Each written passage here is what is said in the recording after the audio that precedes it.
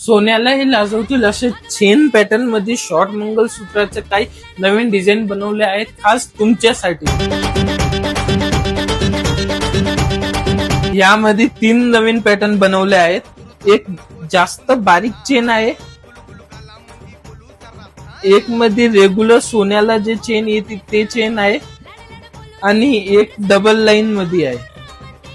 आम्ही फक्त होलसेल मध्येच डील करतो आणि जास्त डिझाईन व्हरायटी कॅटलॉग पाहण्यासाठी दिलेल्या व्हॉट्सअप नंबरवर मेसेज करा।